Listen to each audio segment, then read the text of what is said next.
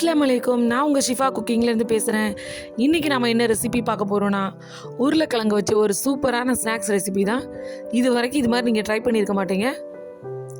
ரொம்பவே டேஸ்ட்டாக இருக்கும், ரொம்ப புதுசாகவும் இருக்கும். வாங்க எப்படி செய்கிறதுன்னு சொல்கிறேன். இந்த ரெசிபிக்கு இந்த மாதிரி நீளமான பெரிய உருளைக்கிழங்கா எடுத்துக்கோங்க.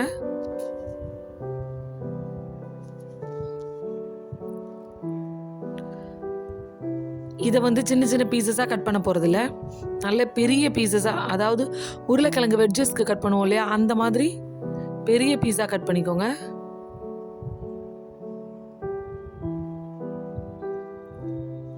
பாருங்கள் எவ்வளோ திக்காக எப்படி கட் பண்ணியிருக்கேன்னு.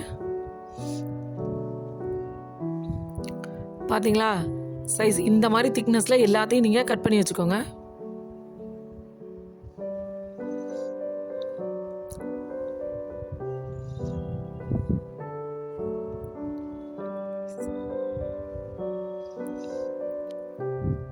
இப்போ கட் பண்ண உருளைக்கிழங்கு எல்லாத்தையும் ஒரு பவுலில் சேர்த்துக்கலாம். இப்போ இதுக்கு மசாலா ஒரு ஸ்பூன் மிளகாத்தூள், ஒரு ஸ்பூன் தனியாத்தூள், ஒரு ஸ்பூன் சில்லி ஃப்ளேக்ஸ், ஒரு ஸ்பூன் மிளகுத்தூள், ஒரு 1/4 ஸ்பூன் இஞ்சி பூண்டு பேஸ்ட், அதுக்கப்புறம் ஒரு 2லேருந்து 3 ஸ்பூன் தயிர், தேவையான அளவு உப்பு. இப்போ இது எல்லாத்தையும் நல்லா மிக்ஸ் பண்ணிடலாம்.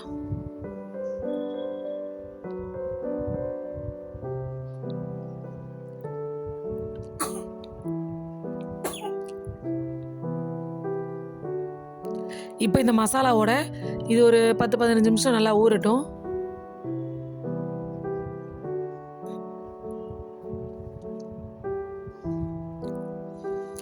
இப்போ இது நல்லா ஒரு 10 நிமிஷம் ஊறிடுச்சு. இப்போ இதில் ஒரு 2 ஸ்பூன் கார்ன்ஃப்ளவர் சேர்த்து நல்லா மிக்ஸ் பண்ணிக்கிறேன். கார்ன்ஃப்ளவரை நம்ம பொரிக்கிறதுக்கு முன்னாடி தான் சேர்க்கணும், முதல்ல சேர்த்துடாதீங்க.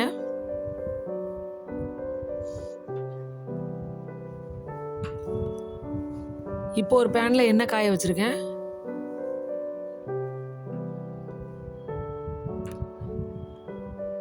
அதில் எண்ணெய் நல்லா காஞ்சதும் நம்ம வச்சுருக்க உருளைக்கிழங்கு பீஸை எடுத்து போட்டு நல்லா பொரிச்சுக்கோங்க. எண்ணெயை ரொம்ப ஹை ஃப்ளேமில் வச்சிடாதீங்க, ஏன்னா உருளைக்கிழங்கு உள்ளே அப்புறம் வேகாது. ஒரு மீடியம் ஃப்ளேம்லேயே வச்சு பொரிச்சிங்கன்னா அது கரெக்டாக கலர் மாதிரி வரும்போது உருளைக்கிழங்கு உள்ளே வெந்திருக்கும்.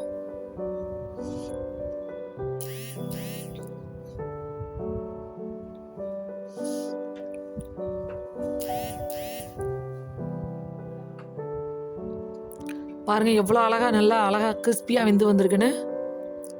நீங்கள் இதை இப்படியே கூட சாப்பிட்லாம், ரொம்பவே டேஸ்ட்டாக இருக்கும் அந்த மசாலாவோட. நான் டேஸ்ட் பண்ணி பார்த்தேன், ரொம்பவே நல்லா இருந்துச்சு. பாருங்கள் எல்லாமே சூப்பராக வெந்துருச்சு. இப்போ எல்லாத்தையும் வெளியில் எடுத்துடுறேன்.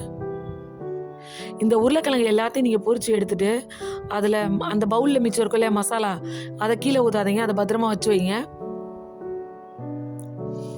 பாருங்கள் எல்லா உருளைக்கிழங்கையும் நான் இப்போ வேக வச்சு எடுத்துட்டேன். இப்போ ஒரு பேனில் அந்த பொரிச்ச எண்ணெயிலே ஒரு 2 ஸ்பூன் எண்ணெய் சேர்த்துக்கிறேன். அடுப்பு ரொம்ப லோ ஃப்ளேமில் வச்சுக்கோங்க. அதில் ஒரு ஸ்பூன் சில்லி ஃப்ளேக்ஸ் சேர்த்து அது லேசாக பொரிஞ்ச உடனே நான் சொன்னாலே அந்த பவுலில் இருக்க மசாலா அதை அந்த எண்ணெயில் சேர்த்துடலாம்.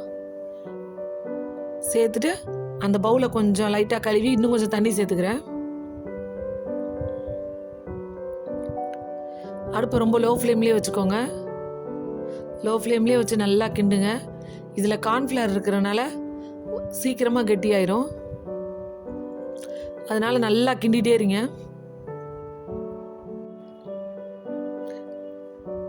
இப்போ இது எண்ணெய் பிரிஞ்சு வருது பார்த்தீங்களா. இப்போ நம்ம சாஸ்லாம் சேர்க்க ஆரம்பிக்கலாம். ஒரு 1/2 ஸ்பூனுக்கும் கம்மியாக சோயா சாஸ், ஒரு ஸ்பூன் ஃபுல்லாக க்ரீன் சில்லி சாஸ், ஒரு 3 ஸ்பூன் டொமேட்டோ கெச்சப் சேர்த்துக்கோங்க. இது எல்லாத்தையும் சேர்த்துட்டு ஒரு மிக்ஸ் பண்ணி விட்டுட்டு இதில் இப்போ ஒரு 1/2 டம்ளர் தண்ணி சேர்த்து இந்த சாஸு இந்த மசாலா எல்லாம் ஒன்றா கொதிச்சு வர அளவுக்கு நம்ம வெயிட் பண்ணுவோம். உங்ககிட்ட இந்த சாஸ்லாம் இல்லை அப்படின்னா ஒரு 2லேருந்து 3 தக்காளியை நல்லா வேக வச்சு, அது வேகும் போதே ஒரு பச்சை மிளகாயும் சேர்த்து வேக வைங்க. அது எல்லாத்தையும் வேக வச்சு மிக்சியில் அரைச்சி சேர்த்துக்கோங்க. டேஸ்ட்டு கரெக்டாக இருக்கும்.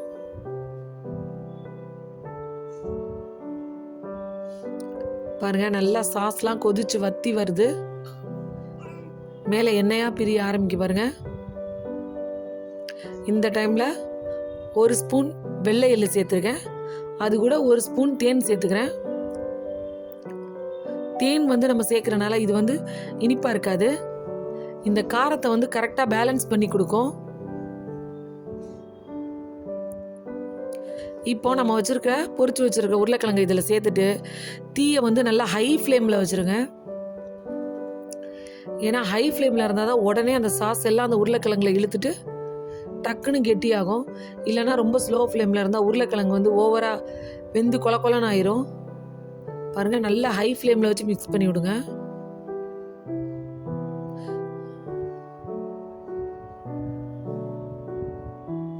பார்த்தீங்களா, அது ஹை ஃப்ளேமில் இருக்கிறதுனால உடனே சட்டுன்னு அந்த சாஸ் எல்லாமே உருளைக்கிழங்குக்குள்ளே போயிடுச்சு. உங்களுக்கு பார்த்தாலே தெரியும், சாஸ் எல்லாத்தையும் உருளைக்கிழங்கு இழுத்துக்குச்சு. இந்த டைமில் பொடியாக கட் பண்ண கொத்தமல்லி கொஞ்சம் சேர்த்து ஒரு மிக்ஸ் பண்ணி அடுப்பு ஆஃப் பண்ணிடுங்க. அவ்வளோதான். எப்போ பார்த்தாலும் ஃப்ரெஞ்ச் ஃப்ரையே சாப்பிட்றவங்க குழந்தைங்களுக்கு வித்தியாசமாக இந்த மாதிரி பண்ணி கொடுங்க. கண்டிப்பாக உங்களுக்கு பிடிக்கும். என்னோட இந்த ரெசிபி உங்களுக்கு பிடிச்சிருந்துச்சுன்னா என்னோட சேனலை லைக் பண்ணுங்கள், ஷேர் பண்ணுங்கள், சப்ஸ்கிரைப் பண்ணுங்கள். மறந்துடாமல் பெல் ஐக்கானை கிளிக் பண்ணுங்கள். சூப்பர். சப்ஸ்கிரைப் பண்ணுங்க. தேங்க்யூ.